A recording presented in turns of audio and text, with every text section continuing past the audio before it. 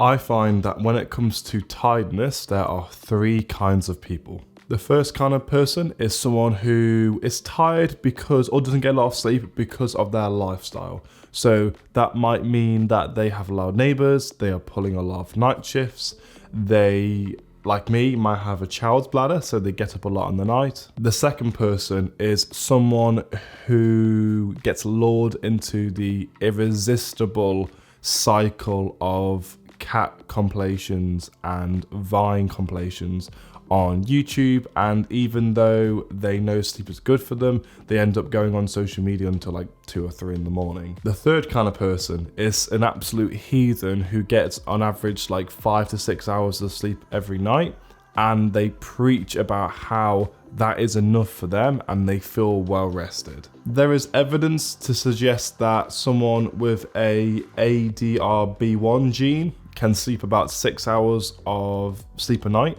and because their body is more efficient at going through more restorative phases of sleep, such as REM sleep, they feel more well rested, like objectively when measuring brain activity, not just subjectively. And the thing is with that is the people who possess that gene, I think it's like, I don't know the exact percentage, but it's very unlikely someone has that gene. It's quite rare. So Susan, it's unlikely you have this gene. Get your 7 to 8 hours sleep every night. Regardless, I'm not here to judge whatever your reasoning is and how much you prioritize sleep. There will be times in your life where you will go days, weeks, months, however long without getting good sleep. So considering I had a big tug of war with trying to get sleep a few weeks ago, I wanted to make a video talking about what tips that I found useful to try and be more productive, even on days when I feel really tired, and hopefully they help you as well. The first tip is related to perfectionism.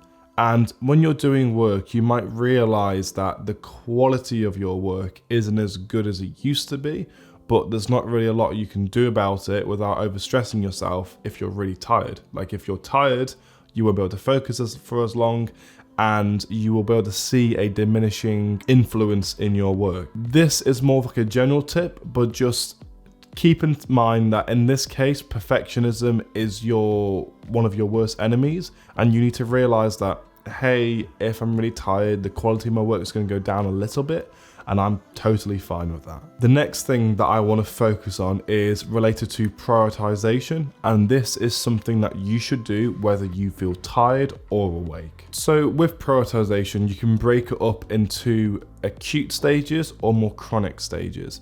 So more acutely, you could write a to-do list, and this could be in the morning of that day or the night before in preparation for the next day. And essentially, all you do is you just prioritize what are the most important things I need to get done on that day, or what is the most important thing. Personally for me, what I do is I write my to-do list the night before, and I prioritize what are the most important things I should be doing on that day.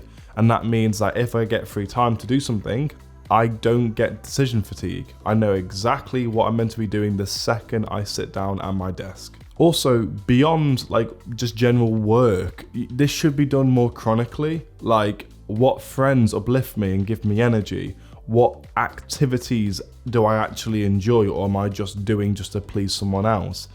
These things will drain you. And when you're more tired, you're more vulnerable to feeling drained by doing things you don't want to do or spending time with people that you don't really want to see.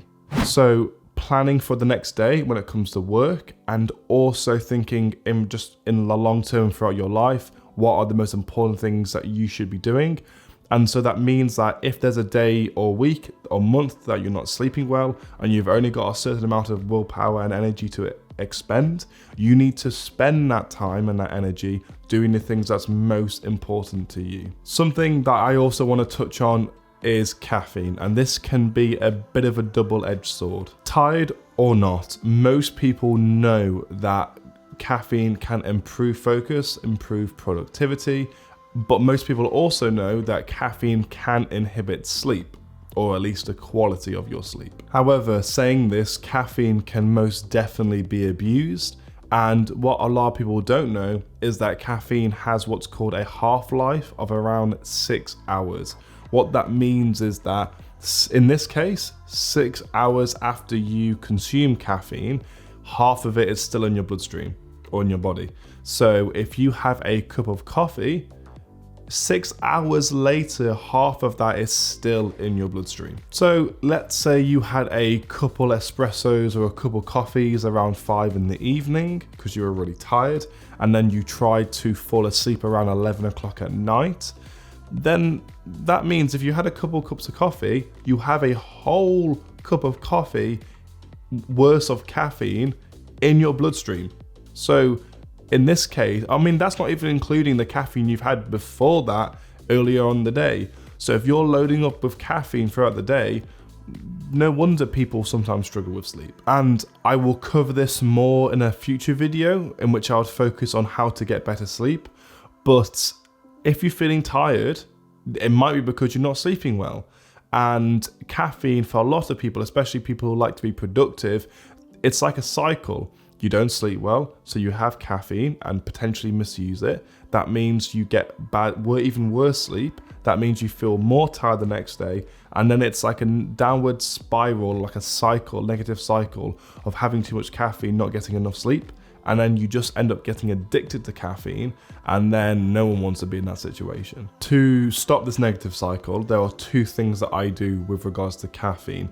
The first one is that I won't have any caffeine roughly around 10 hours before I want to fall asleep. So at the minute, I wake up at 8 in the morning, so I try and be asleep before midnight, so I won't have any caffeine past 2 p.m. Also, another thing that I do is I'm aware that coffee has a lot more caffeine in than tea, so as my source of caffeine, I don't have coffee, I only have tea. And on the days where I feel really tired, I will have coffee, and then by that point I'm usually buzzing off the walls, but I still will not have caffeine past 2 p.m. even on the days where I'm really tired. But for many people, they work past 2 p.m. and so therefore if you can't have caffeine past 2 p.m. and you're feeling really tired and you're starting to become more drained towards the evening, then what can you do? Then this brings me on to my next point, which is taking efficient breaks. It's important to appreciate that if you are feeling sleep deprived, then your ability to focus will be diminished. And so therefore you have to kind of know yourself and know that depending on how much sleep you've had or how tired you feel, how long you can realistically focus on something. As a generic tip, I feel that the more active, like physically active my break is, the better. So I could, as a break, go on my phone and scroll through Instagram for 20 minutes. But instead, I find that when I meditate, when I stretch, when I go on a walk or tidy up my apartment a little bit, I personally feel so much more energized when I actually end up getting to my desk to start working again go my break. If you work in an office, you probably can't do some of the things that I've just mentioned. So therefore, in this case, you can probably go up, go to the toilet, maybe go up to the break room, get a cup of coffee and speak to some colleagues. Just try and walk around and do something active instead of just sitting at your desk still and just scrolling on social media. The last tip that I am going to be discussing is related to having naps, and I've left this tip last because I'm not sure how I personally feel about it, but there is a lot of data in the literature that supports having naps throughout the day, and just anecdotally from speaking to other people, they say that naps is really good with taking the edge off feeling tired if they haven't had a good night's sleep. If you are going to have naps, the literature suggests having a nap around 20 to 30 minutes. If you start to have a nap longer than 30 minutes, your body goes in what's called REM sleep. REM is an acronym standing for rapid eye movement, and it's more of a deep sleep. And so if people have a nap for about like 45 minutes or longer, then that's going more into REM sleep, and then that's why they feel groggy after waking up after a nap. So keep the nap short to about 20 to 30 minutes. Also, if you nap for too long, it's been shown that this can also reduce the quality of your sleep, like when you actually try and sleep properly at nighttime. And for me personally, I don't feel like naps work really well for me, which is fine, but for me, I feel like it takes me a while to fall asleep when I have a nap. I feel groggy when I wake up, no matter how long I nap for or how short I nap for. So therefore, naps for me, even if they make me feel less tired overall, it's very inefficient because it takes me a long time to get to sleep and it takes me a long time to wake up again. But for some people, they can fall asleep like that and then they can wake up really quickly.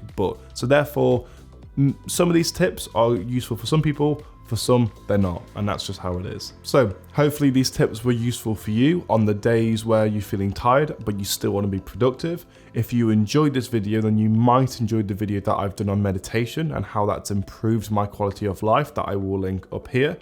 Thank you for watching and I'll see you there. Adios amigos.